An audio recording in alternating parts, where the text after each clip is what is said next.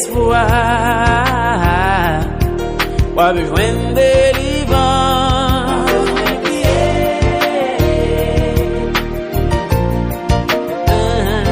La vie va finir.